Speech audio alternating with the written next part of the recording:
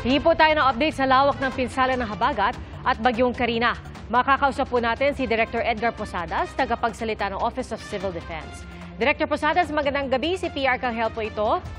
Magandang gabi, Pia, at magandang gabi po sa lahat ng nanonood at nakikinig sa inyong programa, ma'am.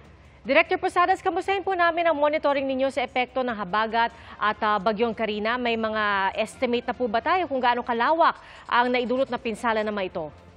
Opo, medyo malawak po ito. Halos buong Pilipinas po dahil bukod po dun sa talagang bagyo, na sunod-sunod din po, no? Pinaigting din po niya yung, lalo na po ngayon, nakaka-apekto sa ating kapuluan ay yung habagat, lalo na po sa western side. Ano po. Sa ngayon, ma'am, we have already, meron na po tayong naitala na 686 na mga barangays in almost all of the regions in the country, or ito po ay naka-apekto sa 183,464 na mga pamilya, or 882,861 po na mga individual. At sa ngayon, ma'am, we have a total of 90 evacuation centers catering to 8,230 families or 35,388 na mga individual. Mas malaki po yung numero ng mga kababayan natin na pinili po na makisunong muna dun sa mga kanilang mga relatives at sa kanila pong mga kaibigan. Pero yun pong mga pangangailangan nila ay minong-monitor din po natin, ma'am. Sir, ngayong araw na ito, nagkaroon po ba tayo ng problema sa evacuation? Dahil alam po natin na madalas po may ilang mga individual na ayaw na agad magsilikas pagdating sa mga ganitong klaseng sitwasyon. Opo, ang sa ating pong pagmamonitor, hindi naman po kagaya ng dati. Siguro lang po yung mga kagaya po ng report ninyo kanina, I was listening, yun pong siguro hindi nila akalain na ganun po kalaki talaga ang epekto at bilis po ng pagtaas ng tubig.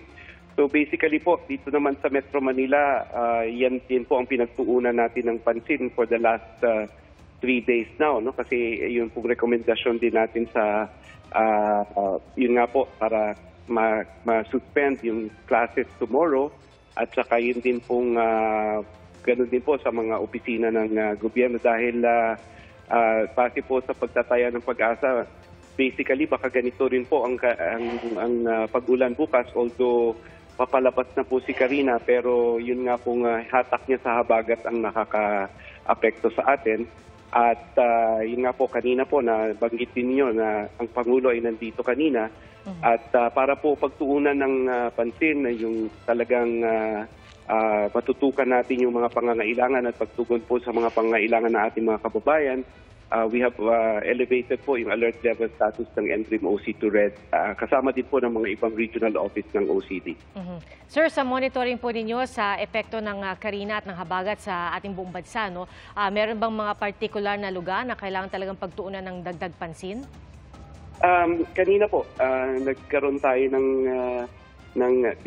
ang ating din pong Pangulo ay nagkaroon ng kanyang assessment. Bukod po sa Metro Manila na kanina po dun sa pagpupulong, ni-recommend nga po ni Secretary Abalos ng DILG na ilagay po sa state of calamity na in-affirm naman po nila nung nag-meeting sila with the MMDA kanina pong hapon after that meeting with the President. Basically po itong region ng ito pong Metro Manila plus ito pong region ng 4A, yung Calabarzon at saka Region 3 po ang medyo tinututukan po natin at baka din po i-recommend na isa ilalim din po sa state of calamity. Pero hintayin po natin yung decision po ng mga kinauukulan. Direktor, panghuli na lamang, baka meron po kayong paalala sa ating mga kababayan, although palabas na nga po ang bagyo, pero ayon sa Pag-asa may mga pag-ulan pa rin na posibleng asahan hanggang sa araw ng Biyernes. Baka meron po kayong paalala sa ating mga kababayan. Opo, salamat po. Sa ating mga kababayan, although palabas na nga po, wag po tayo masyado magkumpiyansa dahil ngayon pa lang po natin mararamdaman din yung iba pong mga epekto ng mga pag-ulan. Sabi nga po nila may mga antecedent rainfalls na malalakas. Ngayon nga po naka-heavy rainfall pa tayo dito sa Metro Manila. Wag po tayo masyado magkumpiyansa. Yung kaligtasan po natin is a shared responsibility. Ang inyo pong pamahalaan, ang inyong gobyerno, ang inyong OCD at ang inyo pong NDRIM OC ay nandito po at talaga pong on our highest alert, no, para po tugunan yung mga pangangailangan ninyo.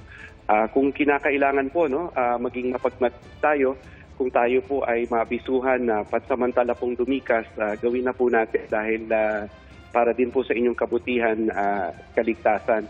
At kasi po, once you are safe, you can keep your family safe and your community safe. Maraming salamat po, ma'am. Director Edgar Posadas ng Office of Civil Defense, maraming salamat po. Mga kapuso, sama-sama tayong maging saksi. Mag-subscribe sa GMA Integrated News sa YouTube at para sa mga kapuso abroad, samahan niyo kami sa GMA Pinoy TV at sa www.gmanews.tv.